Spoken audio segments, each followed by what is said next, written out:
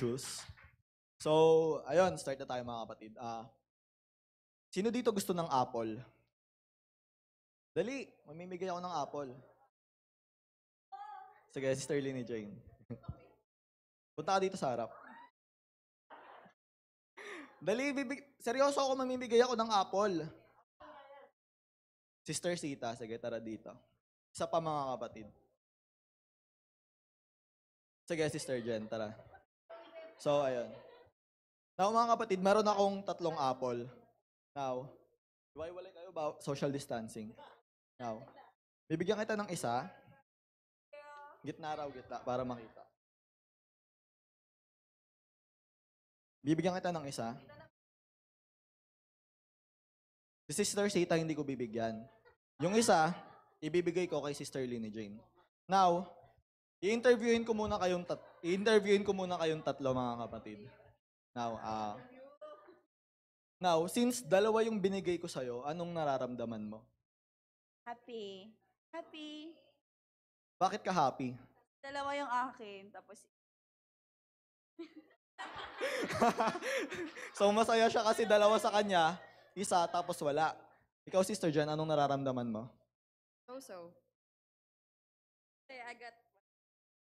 Ikaw, Nanay Sita, anong nararamdaman mo? Pre, malungkot ako. Kasi wala ako eh. Iyo na lang. Now, anong nararamdaman nyo towards Nanay Sita? Parang feel bad. Parang gusto ko na lang ibigay. Kitty. Now, ikaw, kaya mo bang ibigay yung isa kay Nanay Sita? Ano naman? Sige, ibigay mo kay Nanay Sita. Now, ano na nararamdaman yung tatlo? Masaya na kasi equal na. So, ayun. Thank you sa inyo. Pwede nyo nang kainin yung apple. Hey, mga kapatid,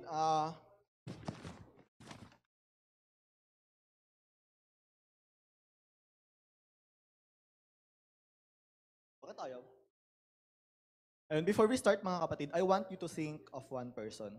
Palagi na lang ako ganito, no? Nung November na nag-preach ako, pinaisip ko ulit kayo ng isang tao. Tapos nung July yata yun, pinaisip ko naman kayo ng 5 tao. Ngayon, isa lang mga kapatid. Please think of that one person, mga kapatid. At wag na wag niyong buburahin sa isip niyo kung sino yung tao na yan. Kapag binura niyo yun, mga kapatid, magkakasala kayo sa Diyos, mga kapatid. Seryoso ako.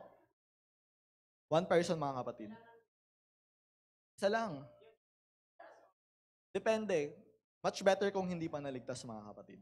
Now, let us pray, mga kapatid. Let us close our eyes, mga kapatid. Heavenly Father, Jesus, guide us, Panginoon, sa araw na to, Panginoon. Ikaw ang manguna, Panginoon. Ikaw ang magsalita, Panginoon, at hindi ako, Panginoon. Lord God Jesus, let your will be done, Panginoon, this Sunday, Panginoon Jesus, that there may be revival, there may be transformation of lives, Panginoon. Hallelujah, Jesus. Change us, Panginoon. Change our perspective, Panginoon. Make us influencers of good, Jesus. Hallelujah. We claim the victory, Panginoon, in your mighty name, Lord Jesus Christ. All this we pray, in Jesus' name we pray. Amen, mga kapatid. So, maaari na kayong makaupo, mga kapatid. Last December, mga kapatid, bago magpasko, siguro 2nd or 3rd week, inatasan kami ni Pastor John na mag-prepare ng buong topic for for 2020. So, naisip ko discipleship and then magsimula sa discipline. Now, si Brother John, alam naman natin na sobrang deep niya, sobrang lalim niya. Naisip niya yung influence. Nung una, medyo ako, parang, paano yung influence? Kasi, mahirap talaga na topic to, mga kapatid. Kasi, paano tayo mag-i-influence kung tayo sa sarili natin, alam nating hindi pa tayo ganun ka mabuting influence. So, ang hirap tumayo dito na, knowing na hindi ako ganun ka good influence, mga kapatid. But, I believe that this Sunday, mga kapatid, this is the message that God wants us to hear, mga kapatid. Actually, last Sunday pa lang, meron na ako na-prepare na message. Nasa utak ko na lahat, pero hindi ko pa ginagawa dyan. And then, nung Wednesday, sinimulan kong gawin. And then, tinamad ako, nanood lang ako, nag-K-drama lang ako. Hindi ko tinapos. Seryoso, hindi ko tinapos. Pagdating ng Thursday, yung confirmation mga kapatid sa message natin ngayon, biglang dumating. At hindi ko alam kung matutuwa ba ako o malulungkot ako sa confirmation na yon. Kasi parang nakukonsensya ako na ituro to ngayon kasi ang hirap-hirap talaga. So, ayun, let's start. Let us read in Acts chapter 1 verse 8. Ang sabi dito mga kapatid, "But you shall receive power when the Holy Spirit come upon you, and you shall be witnesses to me in Jerusalem and in all Judea and Samaria and to the end of the earth." I remember mga kapatid, last November 17, 2019, ako rin yung nag-preach dito. Ang series na yon, Empowerment, letter E, tama, empowerment. And then ang title ko doon, You Are Empowered to Empower Others, mga kapatid. Now, kukuha lang ako mga kapatid ng iilan sa mga tinuro ko last year para ituturo ko rin ngayon to remind us and to refresh us mga kapatid what we are tasked to do mga kapatid. We have power mga kapatid. We have Holy Spirit. Sino dito mga nakatanggap na ng Holy Ghost mga kapatid? Di ba? Once we receive the Holy Ghost, mga kapatid, the power is in us, mga kapatid. And that power, we need to release that, mga kapatid. At hindi dapat natin sarilihin lang, mga kapatid. We need to empower others to mga kapatid. Pero ngayon, hindi tayo mag-empower, mag-i-influence tayo, mga kapatid. So, ayun mga kapatid, nagtanong ako ng 5 tao dito sa church kagabi, kung why do we need to influence others? Bakit ba natin kailangan mag-influence?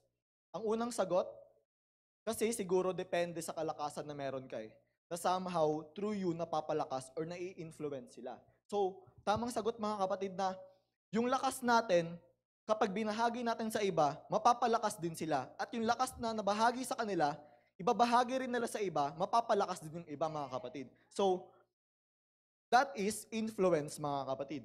And then the next answer na natanggap ko mga kapatid, tingin ko kailangan kasi madalas ang tao nakakalimot sa kabutihan ng Panginoon. Tama mga kapatid, we sometimes forget the goodness of God mga kapatid, na hindi na natin naaalala ang mga nagawa niya para sa atin dahil masyado na tayong nakafocus sa sarili natin at sa ibang bagay. And that we need influence para makagawa sila ng kabutihan para sa kanilang kaligtasan at makilala ang tunay na Diyos at siya'y paglingkuran o maglingkod mga kapatid. Tama mga kapatid, di ba? Na kailangan natin i-influence ang ibang tao para sila rin ay maglingkod sa ating buhay na Panginoon at hindi lang tayo yung naglilingkod sa Kanya. Tama, di ba? So, ayun, number 3. As Christians, I believe we need to influence others. It is one of our duties because we know and study His Word. If we don't see this as a duty, then we are selfish, mga kapatid. If we don't see influencing others as a duty, mga kapatid, we are selfish, mga kapatid. And then, we shouldn't keep what we know and have to ourselves, especially in times like this, mga kapatid. Hindi na ito yung panahon, mga kapatid, na ikikip lang natin lahat ng napag-aralan natin sa UTB. Hindi lang ito yung panahon na tayo lang yung nakakakita ng photo bars, na tayo lang yung nakakarinig ng preaching ni pastor. It is time to share to others also, mga kapatid. So, and then the last one, why do we need to influence others? We started to influence others because we care for them, mga kapatid. Sa lahat ng sagot, mga kapatid, ito yung pinaka-nagustuhan ko. Because nakakaramdam tayo ng kailangan natin silang i-care, mag-care para sa kanila, kailangan natin silang alagaan. That is why we influence. And we can influence someone if wala lang sila sa buhay natin. By our own actions, behavior, or attitude, can influence them as well. Yung influence kasi parang virus din yan. Kahit kanino, or kahit saan, pwede natin makuha. Pwedeng maganda o hindi ang epekto ng influence sa atin, mga kapatid. Kaya sa atin as believers in Christ, if gusto talaga natin makapag-influence ng iba, let's check ourselves first because we're accountable with our actions. We are accountable with our actions, mga kapatid. So, etong laptop ko dito, kunwari lang itong may laman, pero wala talagang notes to. Nilagay ko lang para hindi yung mukha ko talaga yung kita. Nakalagay lang dito yung PowerPoint para may masundan ako. Wait lang.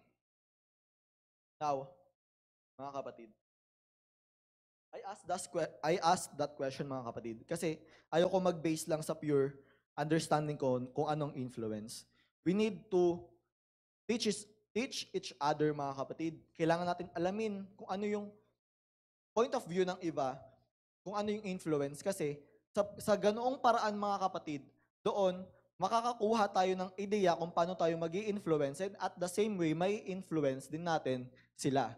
So, ayun mga kapatid.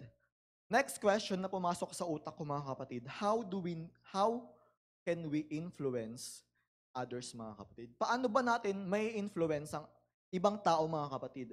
Tapos na tayo sa why, tapos na tayo sa reasons. We need to do our actions, and that is how, paano. Now, sabi sa Luke chapter 9 verse 23, mga kapatid, Then he said to them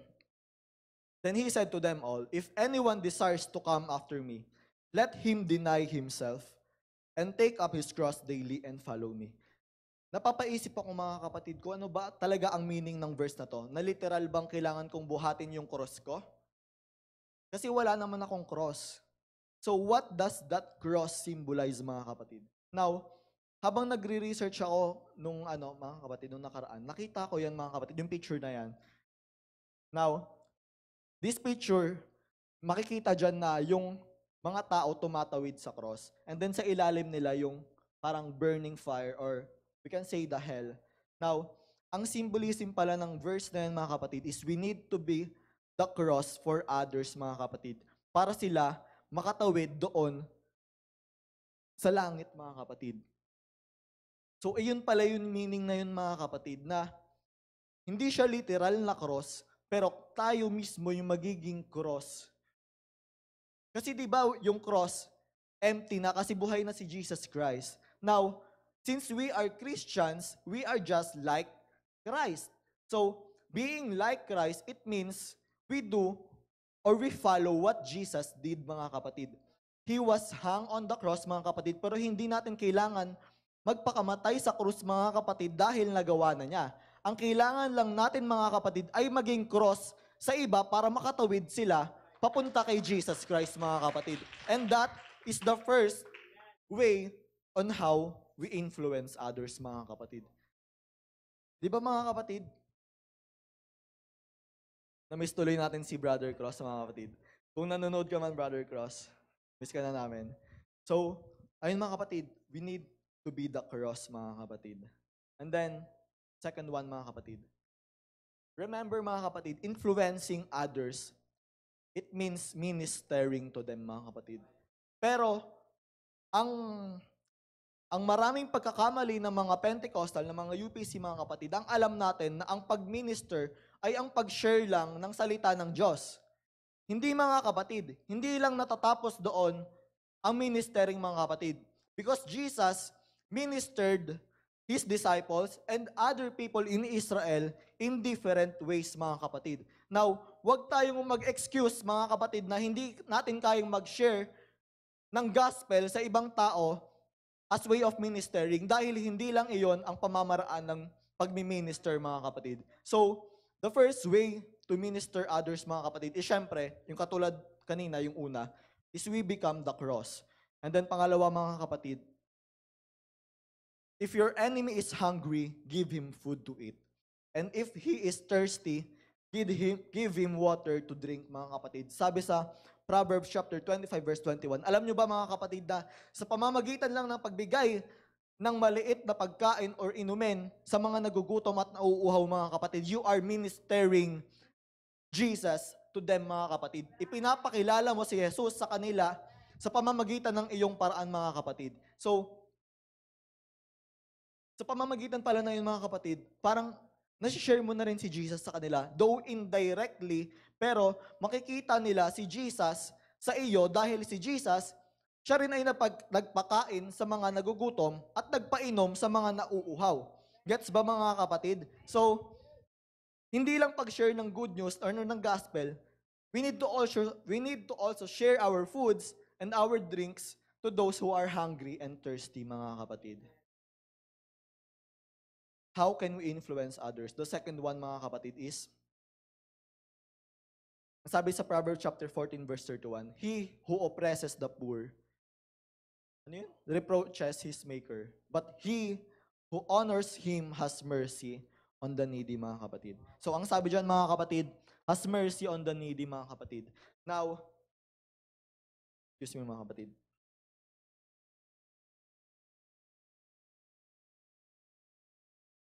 Has mercy on the needy, mga kapatid.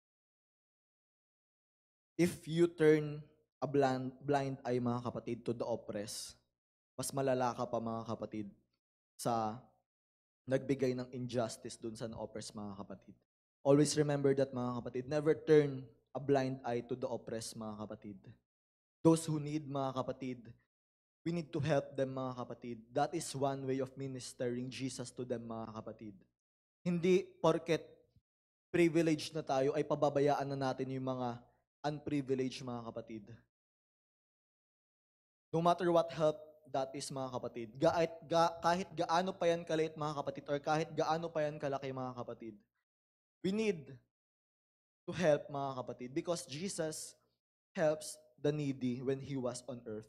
And as Christians, we need to follow what Jesus did, mga kapatid. So, that is one way of influencing others, mga kapatid. Number 3, mga kapatid, sabi sa James chapter 5, verse 14, is anyone among you sick? Let him call me. Let him call for the elders of the church, and let them pray over him, anointing him with oil in the name of the Lord. Alam niyo ba, mga kapatid, na sa pamamagitan ng pagdarasal natin, mga kapatid, sa mga may sakit, we minister to them, mga kapatid. We minister Jesus to them, mga kapatid. So, if anyone is sick, mga kapatid, wag nating pagkaitan ng panalangin, mga kapatid. Ano ba naman yung kahit 5 minutes sa prayer lang, mga kapatid, for them, mga kapatid? So, let us always remember this, mga kapatid, na simula sa pagbibigay ng pagkain ng inumin, sa pagtulong sa mga nangangailangan, sa pagdarasal sa mga may sakit, mga kapatid, we minister Jesus to them, mga kapatid. Alam nyo ba, mga kapatid, that we have the power to heal, mga kapatid? Naniniwala ba kayong we have the power to heal, mga kapatid? Now, kung naniniwala tayo, kailangan i-apply din natin, mga kapatid. Hindi sapat na maniwala lang tayo, mga kapatid. So, ayun, mga kapatid, that is the third way, mga kapatid, to influence others. Now, siguro napapaisip kayo kung bakit parte siya ng influence. Mamaya malalaman niyo, mga kapatid. Kalma lang. So, next. Sabi sa John chapter 8, verse 7, so when they continued asking him, he raised himself up and said to them, he who is without sin among you, let him throw a stone at her first. Mga kapatid, sino bang hindi nagkakasala dito, mga kapatid? Taas ang kamay. No one, mga kapatid. Now, mga kapatid, the fourth way to influence others and to minister Jesus to them, mga kapatid, is to forgive their sins, mga kapatid. I will tell you the truth, mga kapatid. If hindi ka pa nagpapatawad, mga kapatid, wala ka pang karapatang magkasala, mga kapatid. If hindi ka pa nagpapatawad, mga kapatid, wala ka pang karapatang magkasala, mga kapatid. Though it is hard to swallow, mga kapatid, it is hard to swallow the truth, mga kapatid. But that is what Jesus tells us, mga kapatid. Though mahirap magpatawad, it takes process, mga kapatid. But remember, mga kapatid, we are on the end times, mga kapatid. Kung hindi ka magpapatawad ngayon, kailan pa? Though mahirap talaga, promise. Maski ako, sobrang hirap. Alam ko lahat tayo nag-i-struggle magpatawad, mga kapatid. But we should do our best, mga kapatid, to forgive them and to reconcile with them. It does not mean that we will reconnect with them, but the forgiving and the forbearance must be there, mga kapatid. Nagigets nyo ba, mga kapatid? Hindi naman porket forgiving ay reconnection na kagad. Minsan, reconciliation, mga kapatid. Aayusin lang. Hindi naman na papapasukin mo agad siya sa buhay mo, ganun ulit. Medyo mahirap kasi talaga yung process na yun, but we should reconcile with them, mga kapatid, as much as possible, mga kapatid. Dahil kapag hindi tayo nagpatawad, mga kapatid, sa rapture, hindi tayo makakasama, mga kapatid. Ulitin ko, mga kapatid. Kapag hindi tayo nagpatawad, sa rapture, hindi tayo makakasama, mga kapatid. Yes, mga kapatid. And then, the fifth way to influence others, ang sabi dito, mga kapatid, God loves imperfect people, mga kapatid. Ang sabi dyan, I am far from perfect. I sometimes find it hard to believe that God really loves me, especially when I mess up, fail, or make bad decisions. Actually, no one is perfect, apart from Jesus. But God so loved the world that He gave His only begotten Son. Therefore, God must love imperfect people. In fact, while we were still sinners, Christ died for us. God knows that the perfect people do not exist. We all fail. God's love for you is bigger than your mistakes. God loves imperfect people. Everyone knows that their marriage partner is not perfect. Their children are not perfect. Their parents are not perfect. But we love imperfect people. And if we love imperfect people, perhaps it shouldn't surprise us that God loves imperfect people even more, mga kapatid. The fifth way, mga kapatid, to influence others is to love the imperfect. Sino-sino yung mga imperfect, mga kapatid? I will mention the LGBT community, mga kapatid. The lesbian, gay, bisexual, transgender community, mga kapatid. We should love them, mga kapatid. We should accept them, mga kapatid. I am not saying that we should lower our standards pagdating doon, mga kapatid. I am saying that we should accept them as people because they are humans too, mga kapatid. God loves them too, mga kapatid. We should hate the sin, but not the sinner, mga kapatid. Because Jesus hates the sin, but He loves the sinner, mga kapatid. So, lahat tayo nagkasala, mga kapatid. So, we should accept each other, we should forgive each other, and dahil lahat tayo makasalanan, mga kapatid, walang exemption dito, mga kapatid, sa rule na to. Kailangan nating mahalin yung mga imperfect dahil imperfect din tayo. Kasi kapag hindi natin sila minahal, mga kapatid, hindi rin tayo kamahal-mahal. Diba? So, that is the fifth way to influence others, mga kapatid. Let us not laugh on them, mga kapatid. Huwag natin silang pagtawanan, mga kapatid. Hindi porket Kristiyano tayo ay may karapatan na tayong husgahan sila, mga kapatid. Alam nating mali yung kasalanan nila, pero tao pa rin sila, who needs acceptance, mga kapatid. Kung si Mary Magdalene nga, mga kapatid, di ba, na grabe na yung kasalanan niya, pinatawad siya ni Jesus, tinanggap siya ni Jesus. How much more us, mga kapatid? So, we should do also what Jesus did to Mary Magdalene and a lot of people during His generation, mga kapatid. So, ayun, mga kapatid, let us accept them, let us care for them, let us love them, mga kapatid. So, medyo mabigat yung topic, mga kapatid, but it is the reality, mga kapatid. So, ayun na yung 5 ways, mga kapatid, on how to influence others. Actually, marami pa, mga kapatid, pero yun lang yung mga pinili ko since, basta, ayun. And then next, di mabasa. As an example, mga kapatid.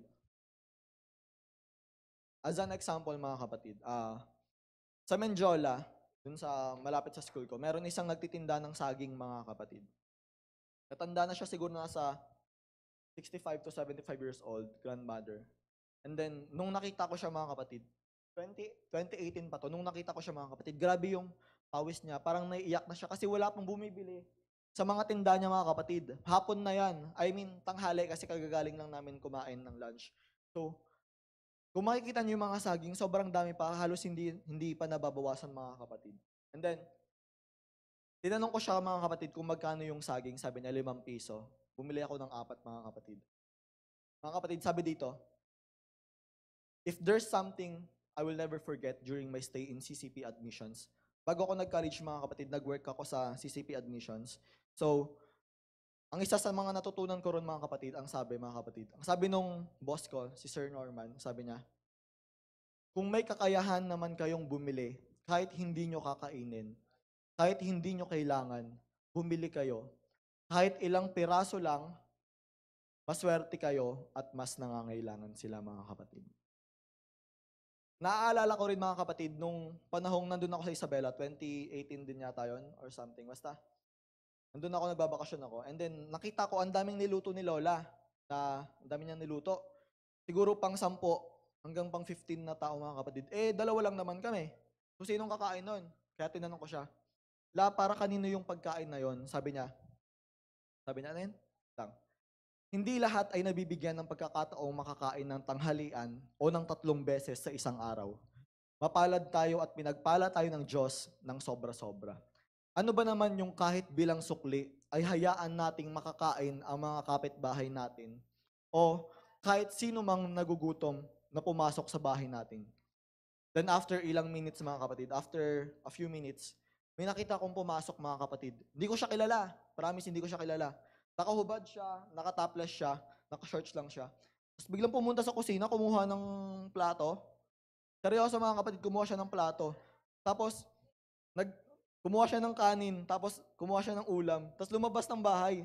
Hindi ko siya kilala, hindi na siya kilala ni Lola.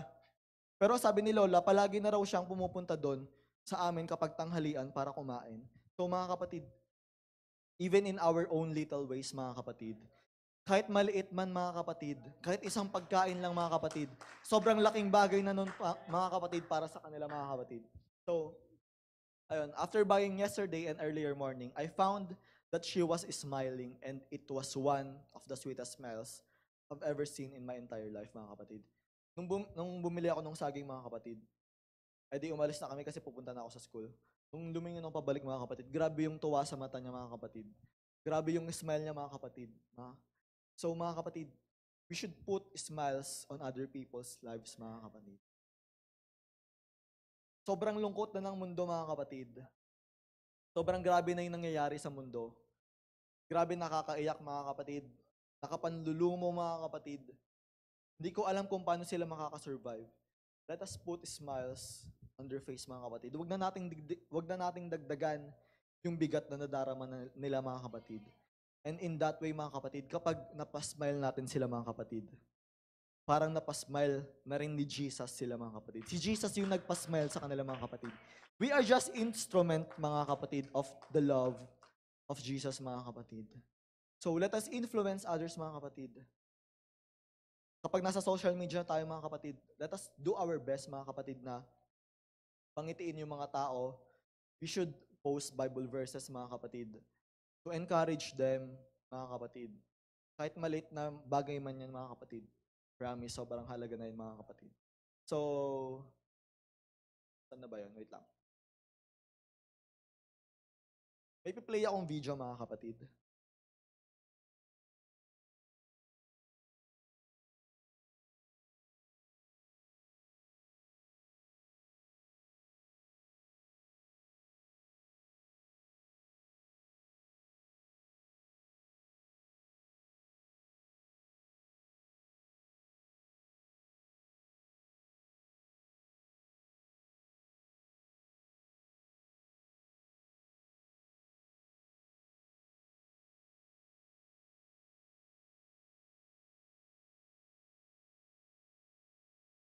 Nakita ko lang yan mga kapatid sa YouTube. Since wala talaga masyadong mai-content ngayon sa preaching mga kapatid. So ayun, play natin.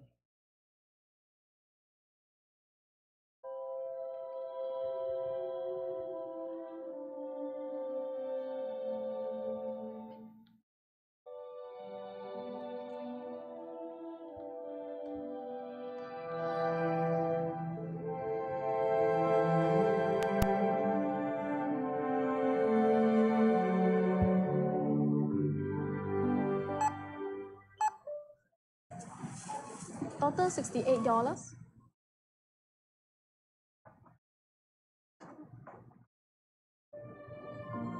I'm sorry. Can I return the cake, please? Sure, yes. I want the cake, please. I won't ask for anything else. Next time, okay, when we can afford it. Last time you said that.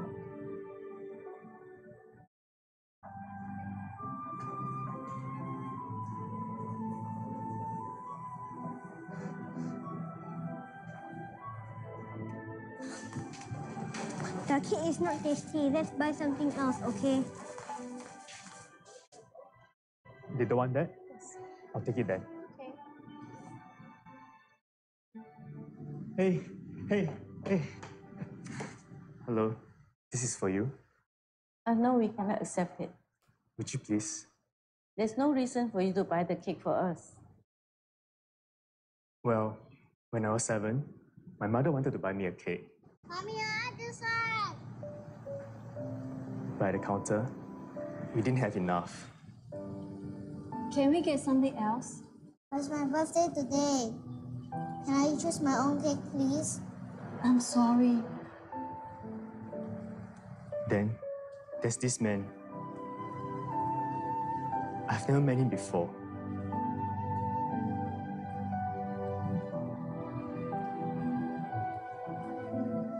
Here, have the cake. Happy birthday. I didn't know his name. I never got a chance to say thank you. But I've never forgotten him. Thank you. No, thank you. Can I have your contact number? Let me repay you when we have the money. Promise me something, okay? Someday, when you're able to help somebody, you will do it.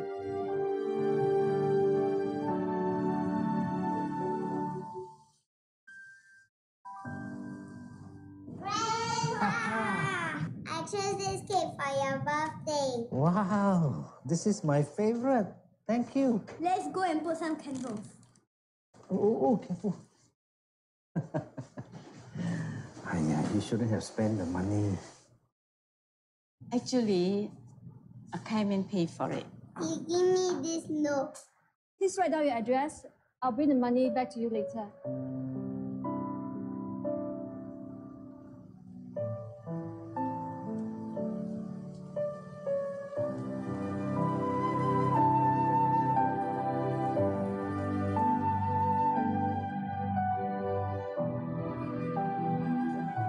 A simple act of caring creates an endless ripple.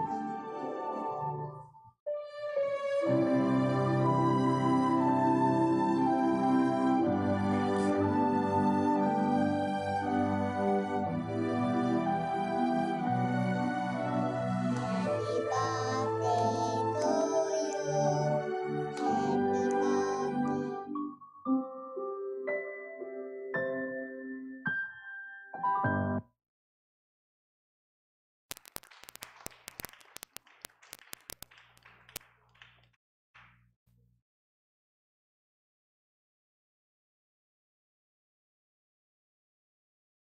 Mga kapatid, doon sa napanood natin mga kapatid, yung batang binigyan ng cake mga kapatid. Yung batang binigyan ng cake ng unknown person mga kapatid, hindi niya kilala, hindi niya binigay yung address niya mga kapatid. Yung batang nagbigay ng cake, sa future mga kapatid, siya na rin yung nagbigay. Pero unknowingly, yung napagbigyan niya, yung nagbigay din pala sa kanya mga kapatid. So, ang sabi, asan na yung clicker?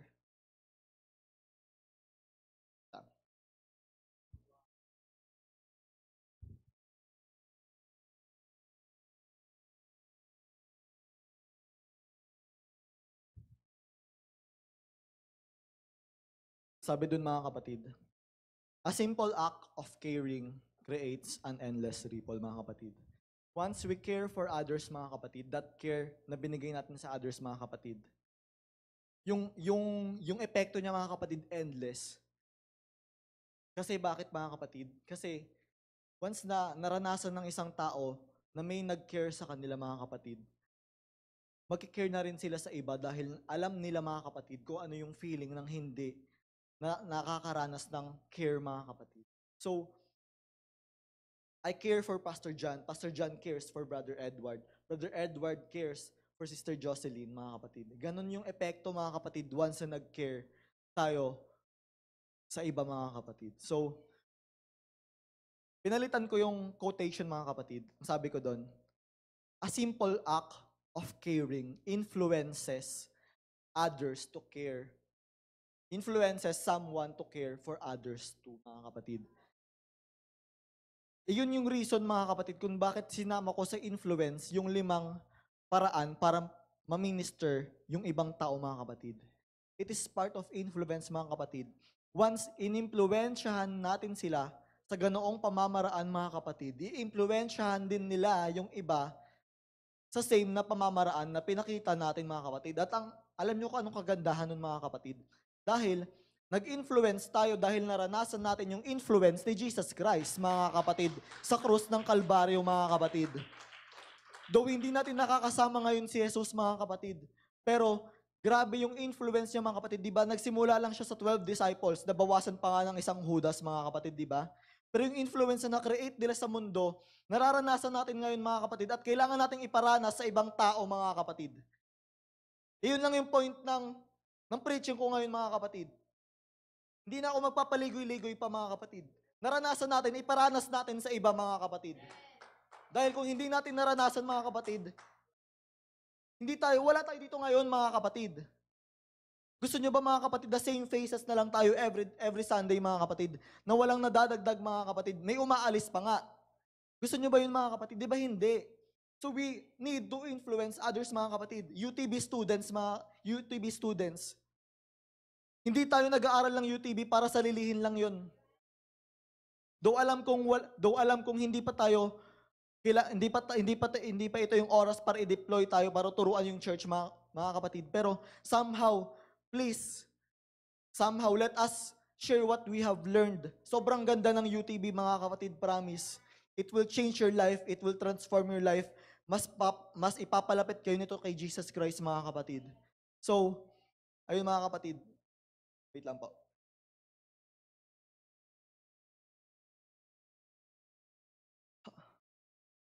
However, mga kapatid, the problem is, may problema, mga kapatid. Alam nyo kung bakit hindi tayo nag-i-influence, mga kapatid, sa iba? Kung bakit hindi tayo nagiging good influence sa iba, mga kapatid? It's because we do not care. It's because we do not feel the burden, mga kapatid. Hindi natin nararanasan yung hirap nila.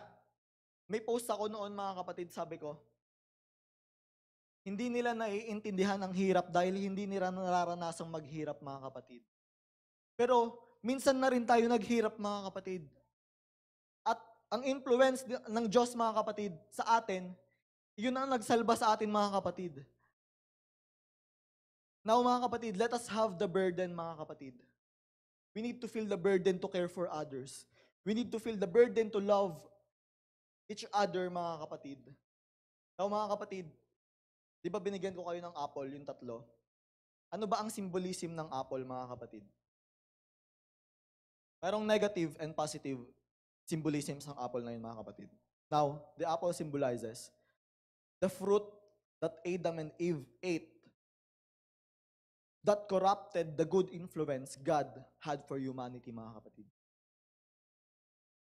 Hindi literal na apple yung kinain nila Adan at Eva, pero yung apple, sumisimbolo siya, mga kapatid, na dahil kinain nila Adan at Eva na yun, mga kapatid, yung good influence na dapat nararanasan natin hanggang ngayon, naputol, mga kapatid, dahil sa kagagawan nila.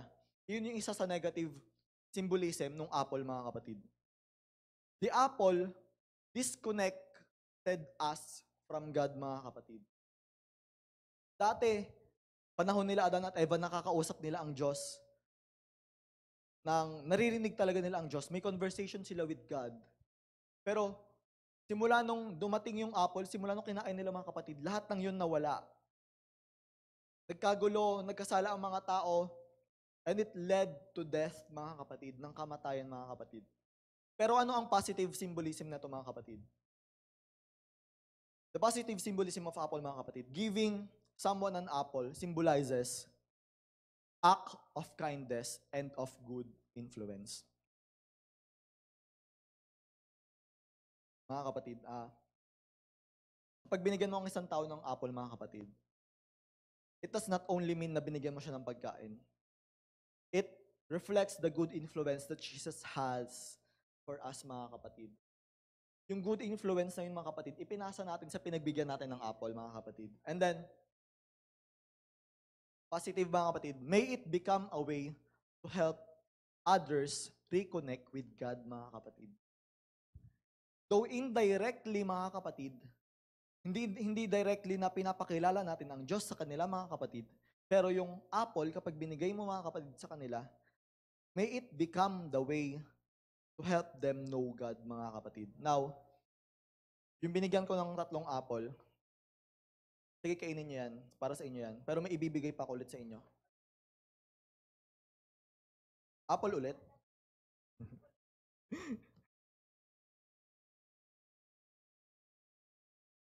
Huwag niyo kakainin yan.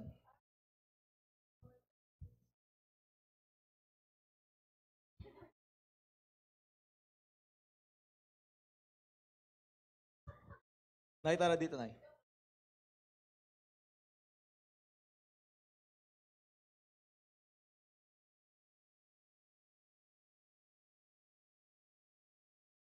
So, ayun. Binigyan ko kayo ng apple kanina, kayong 3. Sige, kainin niyo yun. Kainin niyo yun. Tapos na. Sige, kainin niyo yung apple na yun. Para sa inyo yun. Pero yung binigay kong bagong apple, mga kapatid, please, find someone who wants to eat that apple, mga kapatid. Wag yung mga nandito. Find someone who is hungry, mga kapatid. Mas maganda yung mga nasa kalsada, mga kapatid. It is time, mga kapatid, to apply what we have learned, mga kapatid. Hindi lang tayo puro tanggap ng tanggap, mga kapatid. We need to also give, mga kapatid. So, that apple, mga kapatid, yung mga nagugutom sa kalsada, mga kapatid, they deserve that apple, mga kapatid. And if kaya nyo pang bumili ng kahit ano, let us offer something, mga kapatid, for them. So, that is the symbolism why, kung bakit ko kayo binigyan ng apple. Because you now have the responsibility and the burden to also influence others through that apple, mga kapatid. So, may isa pa akong symbolism.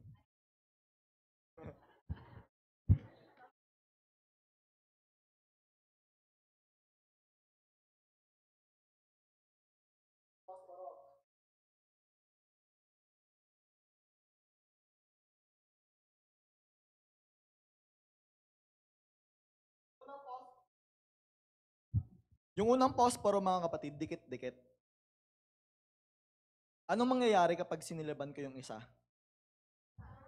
Lahat.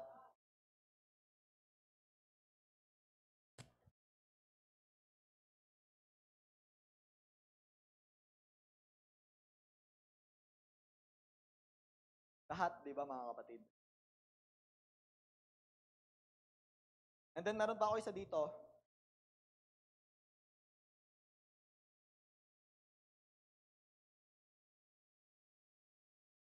Meron pa ako isa dito, hiwalay.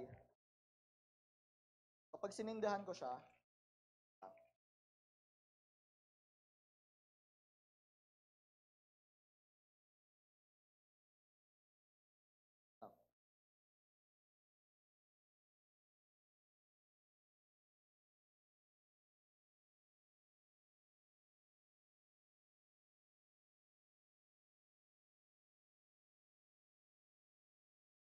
itong isang hiwalay, kapag sinindihan ko siya, ano mangyayari sa ito?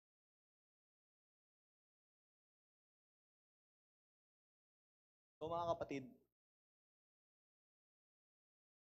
gawa-gawa ko lang to. Social distancing daw. Pero ang real meaning na to, mga kapatid. Dito sa una, lahat nasunog, mga kapatid, di ba? So, ang meaning lang nun, si God yung posporo. Si God yung posporo. Na, yung unang posporo, yung ganun. Si God yun. For example, ito si Pastor. Si Pastor, sinindihan niya si Pastor. Inimpluwensya niya si Pastor. Since dikit tayo kay Pastor, yung influence na na-receive ni Pastor kay God, nahawa tayo. Nasunog din tayo. The fire, mga kapatid, that comes from God is also with us, mga kapatid. Dahil magkakadikit tayo, magkakasama tayo, mga kapatid. Gusto nating magpa-impluwensya at gusto nating impluwensyahan ng iba. Pero dito, mga kapatid, ano nangyari dito? Ito, nasunog. Pero dahil yung iba malayo, either ayaw nilang ma-impluwensyahan or ayaw mag-impluwensya neto, hindi naabot yung mga dapat pang ma-impluwensyahan, mga kapatid. Nagigets nyo ba, mga kapatid? Now, the influence of God starts, syempre, from God. And then, the fire comes through Pastor John. And then, yung fire na meron kay Pastor John, ibibigay niya rin sa mga core leaders. Mga core leaders, bibigay nila sa mga UTB students. Yung mga UTB students, bibigay nila sa ating lahat. At tayong lahat, ano sabi dun sa Acts chapter 1 verse 8?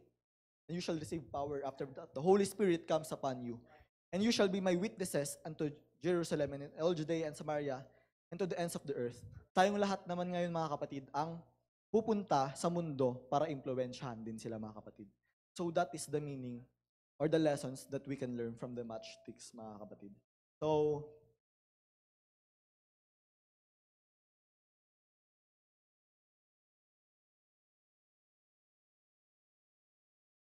balik tayo sa definition of influence mga kapatid. Sabi doon, the act or power of producing an effect without apparent exertion of force or direct exercise of command. To have an effect on the condition or development. Yung unang influence, noun. Yung pangalawang influence, verb. Now, what is the difference between noun and verb? Ang noun, pangalan or name. Ang verb, action word. Now, tinuro ni Brother Edu dati na engage the action word of discipleship. Tama ba? Yung something like that. Pero I believe that influence is also the action word of discipleship, mga kapatid. Now, yung influence, hindi lang siya noun. We need to apply this as a verb, mga kapatid. So, ang sabi doon, without apparent exertion of force. Hindi natin pipilitin yung iba na magpa-impluwensya sa atin. We just do our job and God will do His job. Dahil hindi naman tayo magliligtas, kundi ang Diyos, mga kapatid. So, let us do what we can and God will do what His will is, mga kapatid. And then, sabi doon, to have an effect on the condition or development of verb. This influence, dapat nade-develop nito tayo, mga kapatid. Nade-develop into being a good influencer to mga kapatid. Kapag development, kasi merong negative and positive development. So we should tanggalin natin yung negative development and dun tayo sa positive development, mga kapatid. So, kailangan may transformation sa buhay natin kasi hindi tayo makakapag-transform ng iba kung hindi tayo natatransform, mga kapatid. So, kailangan mag-develop muna tayo, mga kapatid, and then we also develop others too. So, ayun lang yung point na ito, mga kapatid. And then, saan na ako?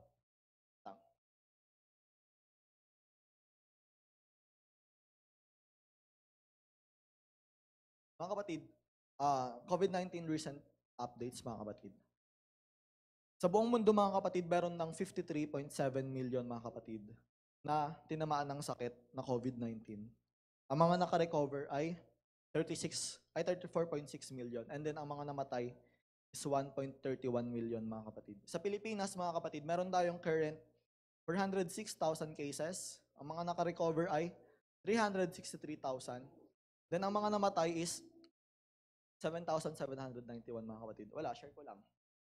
The next, typhoon updates, mga kapatid. Akala natin Metro Manila lang yung nangangailangan. Pero nagulat tayo, biglang nag-trending sa Twitter yung Cagayan needs help, Isabela needs help, mga kapatid. And then kanina nakita ko, pagising ko, Pampanga needs help din pala, mga kapatid. Hindi lang Metro, hindi lang yung mga nasa Bicol region yung tinamaan ng bagyo. Grabe rin pala yung sa Isabela and Cagayan. And ngayon ko lang nalaman na pati Pampanga, mga kapatid. So, bakit ko sinasabi to? Wala, share ko lang din. Na-share ko na sa inyo yung mga dapat yung gawin eh. Kayo na bahala doon. Diba? Na-share ko na sa inyo yung mga information. Now, wag tayong hihinto na nasa atin lang information. We need to act upon the information, mga kapatid. So, eto, mga kapatid, pang photo bars. Hindi pa pala. Bakit nawala? Ha?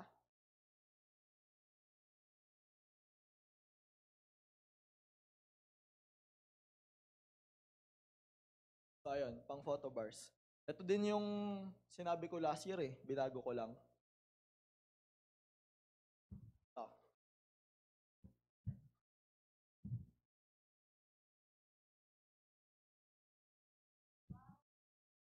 Mga kapatid, the best way to influence others is to tell the world of Jesus' love, mga kapatid. Wala nang ibang pamamaraan, mga kapatid. Wala nang iba pang hihigit na paraan para ma-impluwensyahan natin ang iba, mga kapatid, kundi iparating natin sa iba ang pagmamahal ni Hesukristo, mga kapatid. Uulitin ko, mga kapatid, the best way to influence others is to tell the world of Jesus' love, mga kapatid. Nung SOC ako, mga kapatid, halos every Sunday pinapakanta. Nagsasawa na nga ako noon.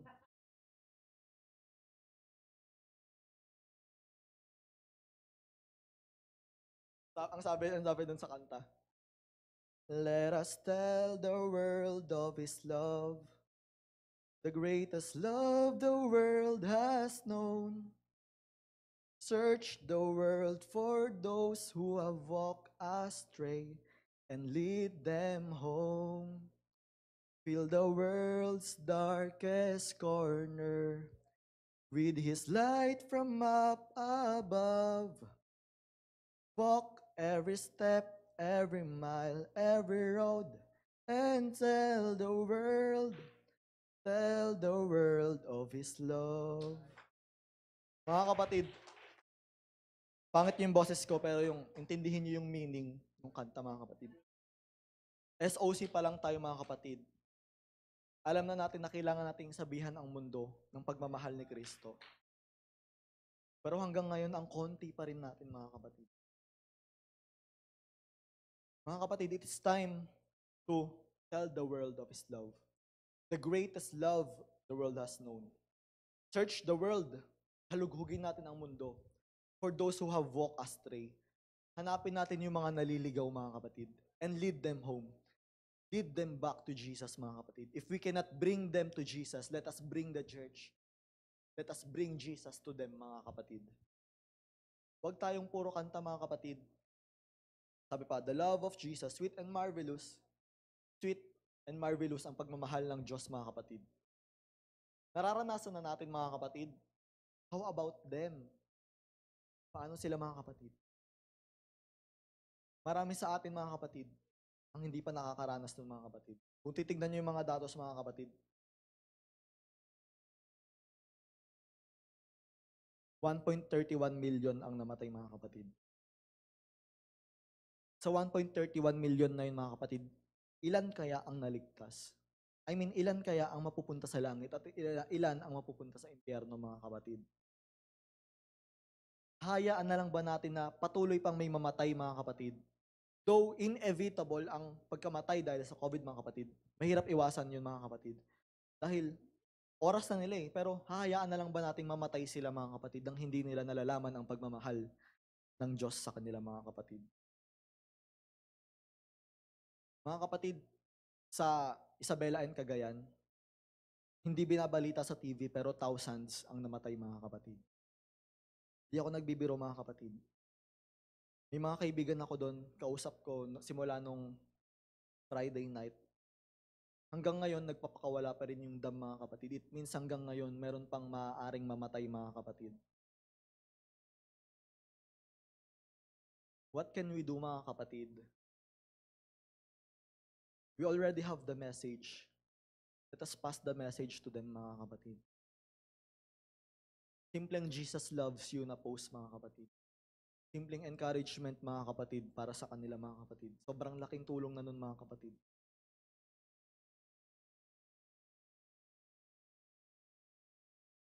Alam nyo, mga kapatid, Wednesday pala sinimulan ko to. Pero hindi ko sinama yan, mga kapatid, kasi hindi ko alam. Nag-K-drama ako nung Wednesday hanggang Thursday. Puro K-drama lang ako, mga kapatid. Pagbukas ko ng Facebook, grabe trending yung ang dami nang namatay, mga kapatid. This is a confirmation from God, mga kapatid. We should not waste our time, mga kapatid, doing nonsense works, mga kapatid, doing nonsense things, mga kapatid. We should not waste lahat ng preaching na naririnig natin, lahat ng itinuturo ni Pastor Tim, tinuturo ni Pastor John, Sister Joanne, should not waste them, mga kapatid. Thousands and millions of people are dying, mga kapatid. Let us have the burden, mga kapatid. Now, mga kapatid, since I asked Pastor John to come in front, sabi ko sa inyo kanina, huwag niyong kalimutan yung isang tao, mga kapatid. Let us make a covenant with God, mga kapatid, right now. That no matter what happens, mga kapatid, we will tell that person how God loves him or her, mga kapatid. I influenced Pastor John, mga kapatid, this day. Pastor John, hold this. Then Pastor John, please, bigyan mo yung mga UTB students and mga core leaders.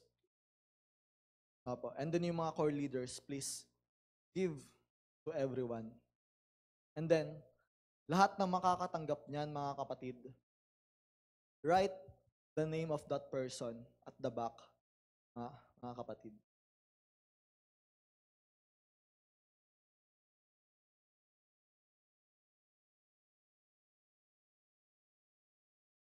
Oo, may binigay ako dati, last year. Nakalagay doon, the best way to empower others is to, ano yun? The best way to empower others is to tell the world of His love. Pinalitan ko lang. Kasi wala rin namang gumawa last year eh. Diba? Binigyan ko pa kayo, nagsayang pa ako ng print. Hindi nyo rin naman ginawa. So please ngayon gawin natin. So, halagay na dyan, the best way to influence others is to tell the world of Jesus' love. Kapag kulang, meron pa dito.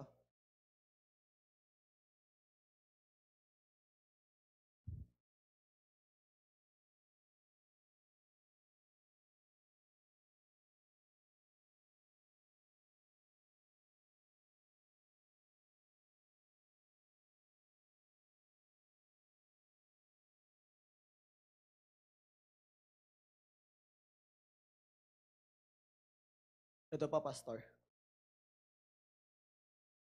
Ito pa. Please promise me this day, mga kapatid. Kahit anong mangyari, mga kapatid, hindi kayo titigil hanggat hindi nyo nai-impluwensyahan yung taong isusulat nyo dyan, mga kapatid. God hates broken promises, mga kapatid. So, let us do our part. Hindi naman tayo magliligtas sa Kanya eh. Let us just be instruments of God, mga kapatid. Si God nang bahala, mga kapatid. So, actually, I'm done, mga kapatid, pero dagdag ko lang din. For donations, mga kapatid, yung una naming nalikom, mga kapatid, nasa 20,000 mahigit. Pinadala namin ngayong araw sa Barangay Silangan, Bagong Silangan, Quezon City yata yun. So, ayun. Nasa 200 plus families din, mga kapatid, ang natulungan nung 20,000 plus na yun. At maraming salamat, mga kapatid, sa lahat ng nag-share, sa lahat ng nag-donate. And sobrang natutuwa ako kay Sister Lisa kasi nag-message siya sa GC, paano kapag may piso pero walang GCash? So, nagbigay siya ng 5 piso, mga kapatid. And itong 5 piso na to, mga kapatid, though maliit na halaga para sa atin, pero para sa kanila, mga kapatid, sobrang halaga na yun, mga kapatid. So, ayun yung number, mga kapatid. If still want to donate, number 0936-185-2845. Maria Teresa Ramos. Classmate ko siya, nursing student siya sa LCCM. And, ayun, nag-initiate lang kami nito kasi grabe talaga, hindi namin in-expect, mga kapatid. So, wala pala akong sinabing title ko, no? Wala, di ba? So, ito na yung title ko. 1, 2, 3, charan. Hindi na naman kita. Yung title ko, mga kapatid. Kung hindi tayo, sino? Kung hindi ngayon, kailan pa? Mga kapatid, we have already wasted a lot of times, mga kapatid. Dami nating sinayang na oras na pagkakataon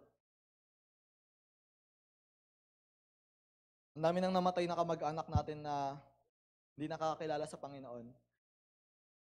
Kung hindi tayo, sino? Aasahan nyo ba yung stranger na mag-influence sa kanila? We have the responsibility, mga kapatid. We have already heard the word of God. Now it is time for application, mga kapatid. Again, mga kapatid, hindi ako katulad ni Brother John na grabe mag-preach, sobrang lalim. Sobrang dami mong matututunan. Hindi ako katulad ni Brother Edward na ang daming key points na matatandaan mo talaga. Ni Pastor John na sobrang immersed sa Bible. I am just a simple person who is used by God, mga kapatid, who is influenced by Him, and I am now influencing you so that you can also influence others, mga kapatid. Let us all stand, mga kapatid. Let us clap our hands, mga kapatid. Hallelujah, Jesus. Hallelujah, hallelujah, hallelujah, Jesus. Maraming salamat, Panginoon, sa iyong mga salita, Panginoon. Naway ito yung maging burden sa amin, Panginoon, upang ang iba, Panginoon, ay aming mailapit sa iyo, Panginoon, Jesus. Hallelujah. Let us offer a 30 seconds of silence for those who are affected by the typhoon and those who died, mga kapatid.